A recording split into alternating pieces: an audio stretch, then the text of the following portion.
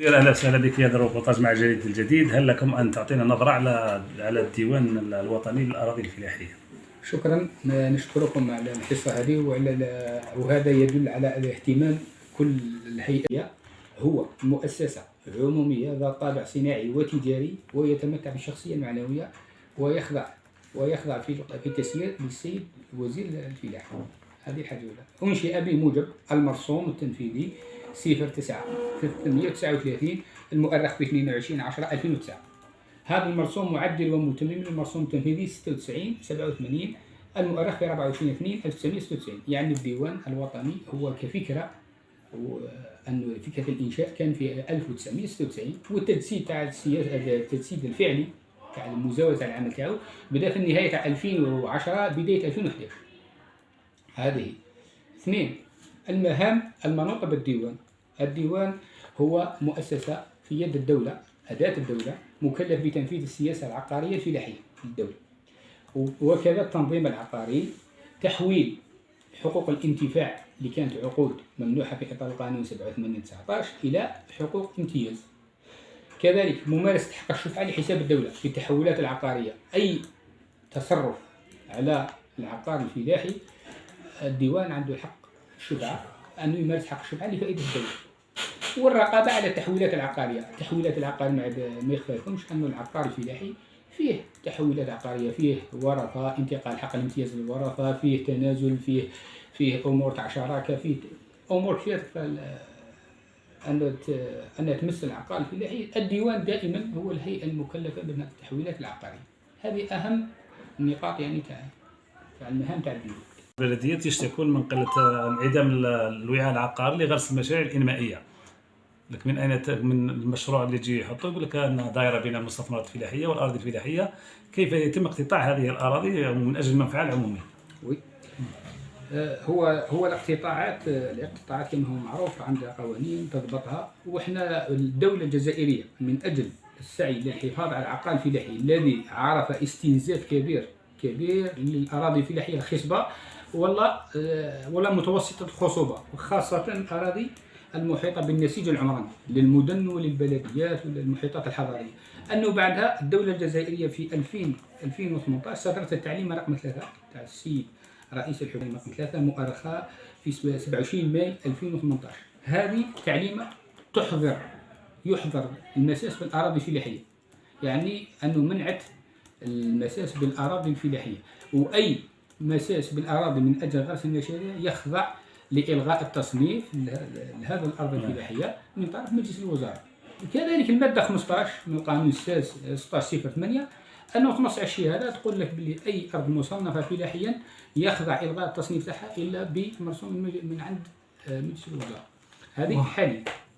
وهذا بالنسبه لهذا الالغاء هذا هو يتطلب وقت كبير ويفوت كما نقولوا الوقت على التنميه، على بان المواطن او يطالب بالسكن، يطالب بمشاريع بمؤسسات تربويه وغيرها، لكن هذا الاجراء نتاع بانه يخضع لمجلس الوزراء يتطلب وقت طويل. لا، هي توجد يعني اراضي فائضه لفورش كما نقولوا احنا، اراضي مقتطعه سابقا بين المحيطات الحضريه. والدولة تتجه استغلال هذه المحيطات الصغيرة، الأراضي اللي كما يقولوا الفائضة بين المحيطات الحضرية.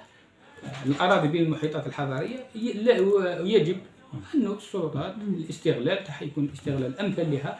وهذه التعليمة هذه من أجل الحفاظ على العقار الفلاحي لا غير، لأنه عرف استنزاف كبير لهذه الثروة تاع الدولة الجزائرية. في حالة ما يكون مشروع بلدي ويطالبوا مثلا بمفرغة عمومية فيها، هل يعني تعطيوا لهم تسمحوا في الأرض هذه باش يديروا فيها المشاريع هذه؟ لأنها هي صرعت وبالأخص في المفرغة العمومية تاع العراقيل، لأنها كانت تعب عليها السيد وحرثها وخدمها وهز الأحجار منها، رغم أنها كانت غير صالحة حتى للفلاحة، وتعب عليها، وفي الأخير نزعت منه بعد ما كان الأرض ولا تجيب خير كبير، نزعت منه واستعملت مفرغة عمومية. أنا نقول لك يا الأستاذ يعني نشكرك، يعني انه نقول لك النقطه هذه. لا يعني حبيت انا نوه برك لان هذه الامور ما تزيدش تتجاوز في المستقبل. حاليا قلت لك اخرها قلت لك التعليم رقم 3 تاع 27 ماي 2018 ان النقطه الثانيه منها يحظر انه نقراها لك يحظر من الان فصاعدا المساس بالاراضي والمستثمرات في العالم، المساس بالاراضي الا الغاء التصنيف، والغاء التصنيف يكون على حساب المشروع والهدف تاعو والجوده تاعو والقابليه والاحتياج تاع المواطنين ليه. عندنا مجلس الوزراء على حسب ما نتذكر عنده فتره 3 سنوات الغى التصنيف 3 مناطق، انه مستشفى تاع الكونسير تاع السرطان في الجلفه، مستشفى فني احتياجات كبيره في قلمه، يعني وما مردوديه ضعيفه، انه كي يخضع هذا الالغاء يخضع لموافقه مجلس الوزراء انه يروحوا المردوديه تاع الارض ويروحوا فني النجاعه تاع المشروع هذا نلغي لك تصنيف ارض فلاحيه، بصح المشروع يكون حيوي، المشروع يكون عنده الجدوى تاعو الاقتصادي ولا الجدوى المنفعه للمواطنين، نلغي له تصنيف في مجلس الوزراء. اما الحق لدرجه من الغاء تصنيف الوزراء معناتها الهدف هو الحفاظ على الاراضي الفلاحيه. هذه هي النقطة. بالنسبة للمنتوج الأراضي الفلاحية اللي راهي في بورجوال المردودية تاعها كيف راهي يعني راهي في حسب التصنيف على مستوى وطني؟ وي التصنيف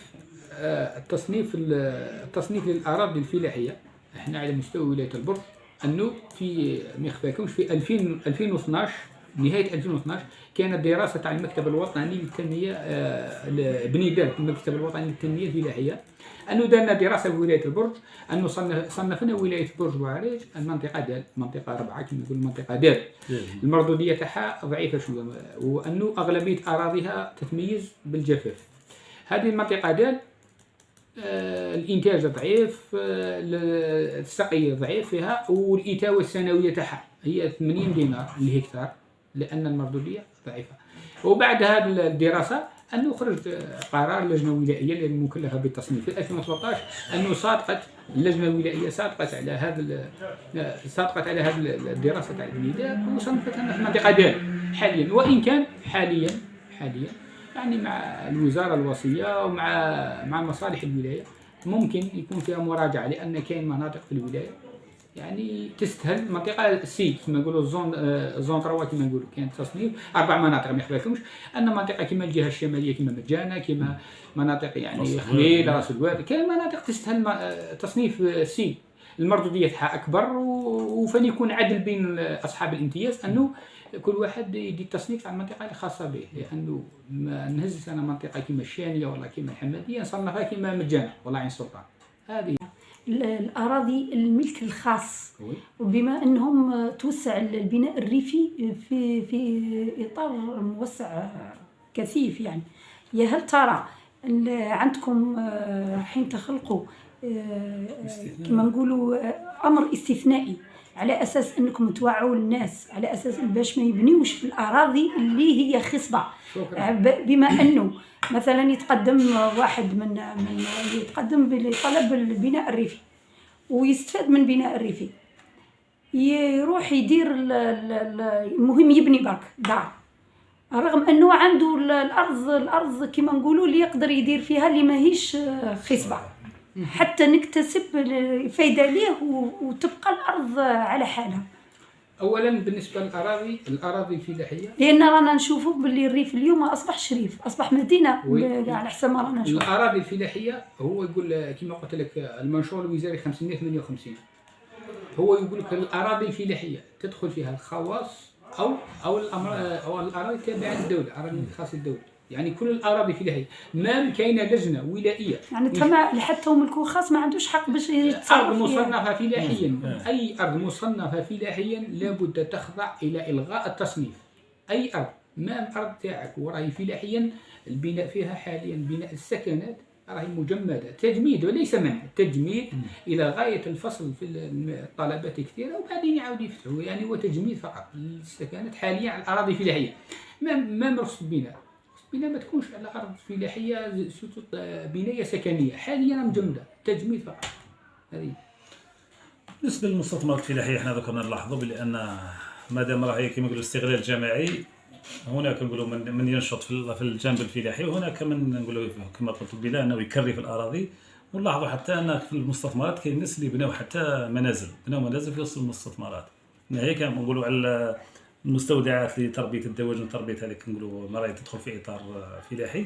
لكن بالنسبه للسكن هو الاشكال في السكن، خاصه انا لاحظنا في الحماديه، انا نقول في مع انتشار الطريق 45 اللي جا بناو فيها راه مبنيه الدار.